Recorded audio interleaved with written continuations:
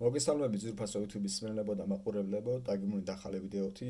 დღევანდელ ვიდეოში მე მინდა ვისაუბრო ამერიკელი მწერლის ჯეიმს ფენიმორ კუპერის რომანზე, რომელსაც ქვია ნადირ ჯილეტი. კუპერი ცნობილია რომანით სახელწოდებით უკანასკნელი მოჰიკანი და მასზე გადაღებული არაერთი ფილმითა თუ ანიმაციური სერიალი თუ მულტფილმი და ასე შემდეგ. ჩემს მიერ ჩამოთვლილ რომანებს შორის რა თქმა უნდა კავშირი არსებობს, ეს კავშირი არის პერსონაჟები, ქორის თვალი და დიდი გველი ანუ ჩინგაჩგუგი.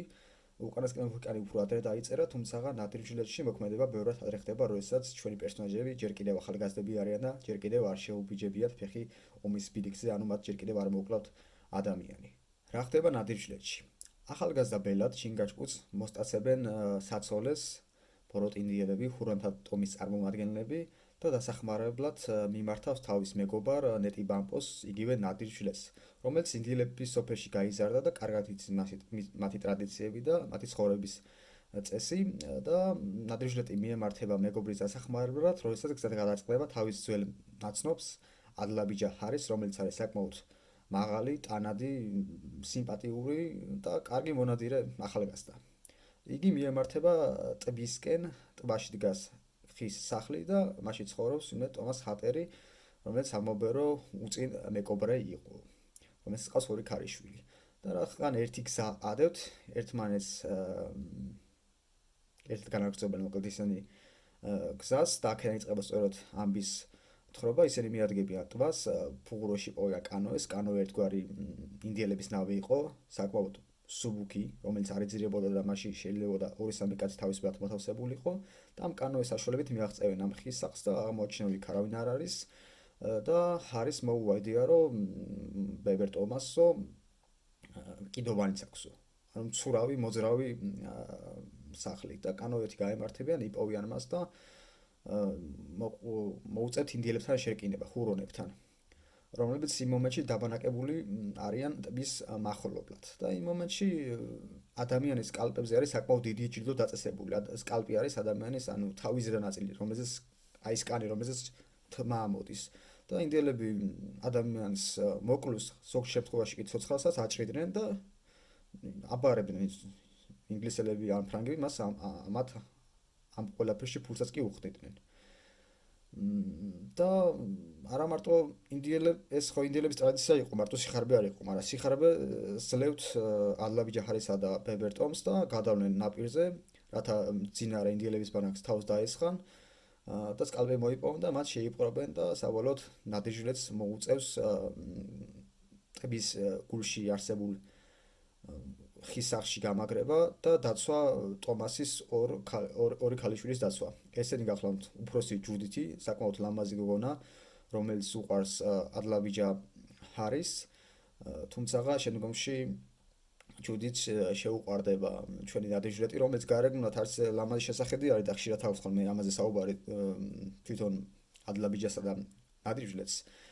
თუმცა გარეგნობას მისი შინაგანი ხარები და ხასიათი გადაწონეს, იმიტომ რომ საკმაოდ ვაჟკაცი ახალგაზრდა გახლავთ იგი, რაინდულის სულის მატარებელი და ტომას აგრეთვე ყავს უმცროსი გოგონა ჰეტი, რომელიც არის ჭკვიანაკლული, ჭკვიასუსტი და სხვანაირად უყურებს ამ სამყაროს. და რა თქმა უნდა, როდესაც გაიგებს, რომ ის დას ნადირ ჯილეტი მოსწონს, გაგიჟდება, როგორ შენ ადლაბიჯას მოსწონხარო და ადლაბიჯა არის ულამაზესი ახალგაზრდა და შენ კიდე უჩნო გარეგნობის ბიჭი როგორ აირჩიო, იმიტომ რომ მას მის ჭკვას ამდენი არ ესმის, რომ ხანდახან შინაგანი ხარე ბევრად ჯობია გარეგნულ ხარეებს. აქ საინტერესო ფაქტი ისაც არის, რომ ჰეტი გადავა ნაპირზე, სადაც ინდიელები არიან დაბანაკებული და სადაც დატყვევული ყავს მისი რამოდენიმე ახლობელი მამა და ადლაბიჯა ჰარი. და როგორ ექცევიან ინდიელები ამ გოგონას, რომელიც ჭკვიანაკლული არის, ისინი დიდი პატივისცემით ექცევიან მსგავსი ნაკლის მქონე ადამიანებს, შეწყვილ შესაძლებლობის მქონეებს და ძალიან საინტერესო ფაქტია ინდიელების შესახებ და ჰეტის ღრმად სწამს, რომ სიკეთით შეუძლია სამყარო შეცვალოს, რა ყინულიც კი გაალღოს და იგი მივა ინდიელების ბელადთან და ბიბლიდან მიუყვანს ირატებს, რომ რატომ უნდა აკეთოს ადამიანმა სიკეთე, რატომ უნდა დაიხსნას, რატომ უნდა გაანთავისუფლოს მან ტყვეები და ასე შემდეგ და იმდენად არ დარწმუნებული, რომ ცივ წყალს რო გადაასხავს ბელადი, ხმას ვეღარ ამოიღებს. ანუ ბელადი, რასაც ბელადს უხადაგებს ეს ბიბლიდან, ეს იტყვის, რომ კაი, ჩვენ რო გვარიგებთ ჭკუასო, იგივე სხვა თქვენი ინგლისელები და ამერიკელები იგივე სხვა აკეთებენ, რომ რაღაც უცხო მიწიდან მოხვედრითო და ჩვენ სახლებიდან გავურეკეთო და ასე შემდეგ დაგორბეთ და ასე შემდეგო და ამ დროს ჰეტი ხმას ვერ ამალოს, იმიტომ რომ ინდიელთა ბელადი მართალი არის და ეს ორმაგი სტანდარტები ყოველთვის არ ამართლებს. ამასობაში დადგება დათქმული პაენის დღეც, როდესაც ნადირჟედი და ჩინგაჩკუგი უნაშიახდნენ ერთმანეთს. კანოეს მოკლედ კიდომას მიაყენებს ჩვენი ნადირჟედი ნაპირზე, გადავა ჩინგაჩკუგი და ამჯერად უკვე ქალიშვილებს ორი დამცველი მამაკაცი ეყოლებათ და ამასობაში ფიქრობენ, როგორ დაიხსნან ტყვეები ინდიელებისგან და ინდიელებს ტყვეთყავთ ასევე ჩვენი ჩინგაჩკუგის საცოლე უა და უა. და ისინი გახსნიან ტომას ჰატერის სკივს. საკმაოდ დიდი სკივრი აღმოჩნდება, ბევრი ნივთით სავსე, ბოლომდე ვერც კი ჩავლენ და ფიქრობენ ახლა რომელი ნივთი გაუცვალონ ინდიელებს, იმიტომ რომ ინდიელებს უყვართ ლამაზი და ბრჭყველი ნივთები, ფერადი ტანსლები და ასე შემდეგ. და ისინი პოვიან ჭადრაკს და ჭადრაკის ფიგურებში აღმოაჩენს ჩვენი ნადირჟედი სპილოს ფიგურას, ოქროს ძვლისგან გაკეთებულს. და მეორე დღეს, როდესაც ბელადები მოცურავენ მათ ხის სახლთან, დაიწყება ვაჭრობა და ძალიან საინტერესო თვავი არის და საინტერესო ამბავი არის მოთხრობილი, როდესაც ნადირჟეტი მათ დაანახებს სპილოს ფიგურებს და წარმოიდგინეთ მე-18 საუკუნის ამერიკა, არანა ინტერნეტი და წარმოიდგინეთ ინდიელები, ველური ინდიელები, რომელიც ხონენ ხოლმე ტყეში და ხოლმე გარშემო საყვარში არაფერი არ იციან, ხოლმე ის იციან, რაც საკუთარი თვალით აქვთ ნახი და ხედავენ რაღაც ცხოველს, რომელსაც აქვს ხორთუმი და მათი აღქმით ეს არის კუდი. ანუ სპილოს არ ქვენ ისინი ორ კუდად ცხოველს და ძალიან მოიხიბლებიან რა ამ ლამაზ ნივთებით და საბოლოოდ 4 სპილოს ფიგურაში გაუსწრიან ორ ტყვეს ადამიანებს წარმოიდგინეთ, იმდენად მოიხიბლენ ამ ნივთებით ორ კუდად ცხოველით. ტყვეები დაბრუნდებიან საბოლოოდ ხის სახლში, თუმცა ისინი არ მოისურვებენ და კიდე ერთხელ გადაწყვეტენ რომ სკალპებზე წაინადირონ და ამ შემთხვევაში ჩინგაჩკუგის საცოლესაც დაიხსნიან, თუმცა თვითონ ნადირჟედი ჩავარდება ინდიელების ტყვეობაში და ეს ძალიან საინტერესო ამბავი არის. აქ არის უკვე აღწერილი, როგორ აწამებდნენ ინდიელები ადამიანებს ტყვეებს და რაც უფრო უმტკივნეულად გადაიტანიან წამებას სრემლების და ყვირილის გარეშე, უფრო დიდი სულის პატრონი იყავი, უფრო ვაჟკაცი იყავი, თუმცა სანამ წამებაზე მივიდოდეთ, მანამდე ერთი საინტერესო ფაქტი მოხდება ის, რომ ინდიელები ერთი დღით გაანთავისუფლდნენ ნადირჟედს, იმიტომ რომ იმდენად ენდობიან ამ ახალგაზრდას.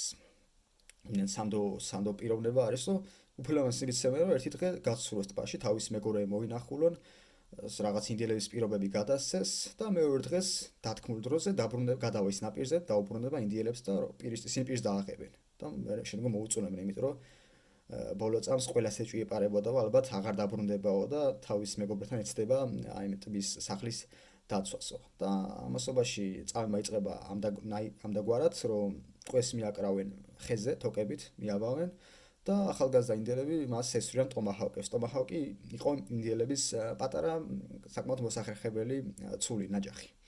და ტყვეს ესვრიან, რომ ტყვეს არ უნდა მოარტყა. თუ ტყვეს მოარტყა შემოაკვდა, არ ყოფილიყარ კარგი მსროლელი და კარგი ინდიელი.